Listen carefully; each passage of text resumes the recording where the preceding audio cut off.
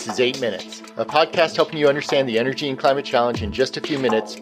I'm your host, Paul Schuster. It's easy enough to look at a wind turbine or a solar farm and think about the impact on climate, but it may be a bit more of a stretch when it comes to your morning latte. But the reality is that our food system is a huge contributor to greenhouse gas emissions, and the dairy portion of that food ecosystem is particularly important. In this episode, I sit down with Ashley Allen, Chief Sustainability Officer of Oatly, to discuss not only what they're doing to decarbonize their products, but how they're encouraging their customers to think about food choices and the handprint that each consumer has on the planet. 8 minutes. It's how long it takes the sun's rays to hit Earth, or about twice as long as it takes my local Starbucks barista to load me up with a venti quad iced white mocha with oat milk. Hold the whip. Let's get it on.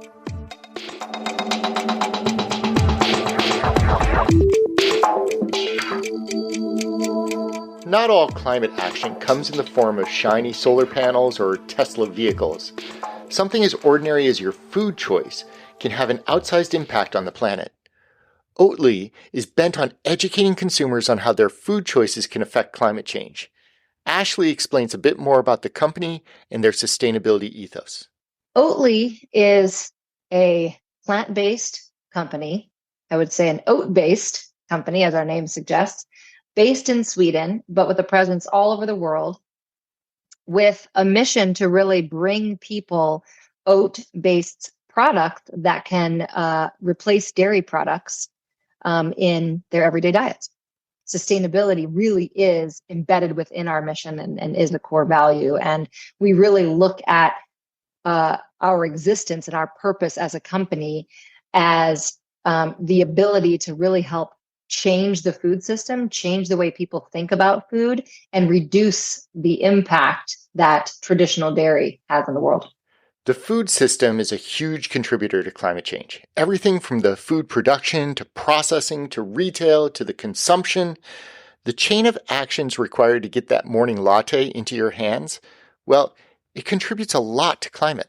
The food system actually drives around 1/3 of global greenhouse gas emissions.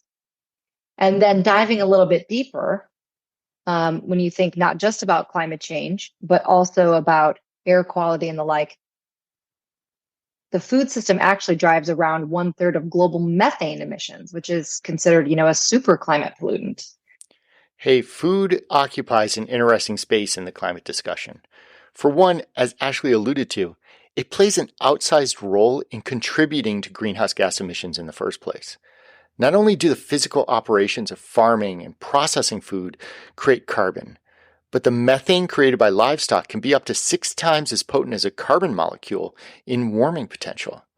And then there's the impact that changing climate patterns is having on the food chain itself. Farmers are having to contend with increased risks of drought, of scorching temperatures, of late frosts that can kill off an entire harvest. I often say that when it comes down to it, farmers are really on the front lines of climate change.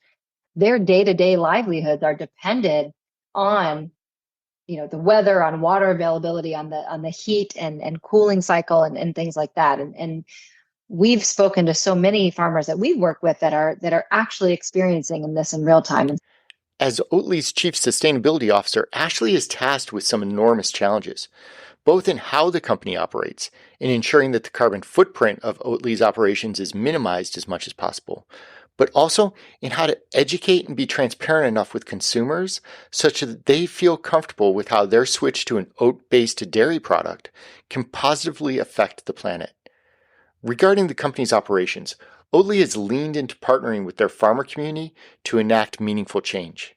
So really working with our mills and the farmers that supply them to identify what opportunities did they see, whether it's cover cropping, whether it's precision input of fertilizers, whether it's reductions in fertilizers or pesticides, a number of different changes that they can make. And we want to support them in that effort. Oatly is stepping in to both help their supply chain adapt to changing climate conditions while also doing their part to mitigate their impact on emissions in the first place. But Oatly's brand purpose goes beyond simply the activities needed to get their product to the market. Their carbon footprint is only part of the equation. And it's through that look across the value chain that a company can really understand both how can they improve their own footprint, whether it's climate footprint or other environmental issues, but also how can you have a better handprint on the world? A planetary handprint, an indication as to how our consumer choices affect the environment. I really look at handprint as what is the impact that a company can have outside of its direct value chain. Oatly's brand and company ethos is perhaps rooted in this concept of handprint. The company engages with their customers and potential customers to help them make informed decisions, not just on the taste or cost or the traditional benefits of their products, but also on how the decision to purchase Oatly products helps to support the environment. And if sustainability is now a buying criteria, well, Ashley and her team are learning just how to communicate those sustainability benefits to potential buyers. Well, Oatly's approach has always been to be as transparent and direct as possible. Oatly does this in a number of ways through transparent reporting of their GHG emissions or the life cycle impact of the different products, through to labeling their carton directly with a climate impact number, even to the point of challenging other companies and competitors to step up to the plate. This is an area that we all need to understand much more. What is the impact of what we eat? And the only way that we can do that is by companies being more transparent around what that impact is.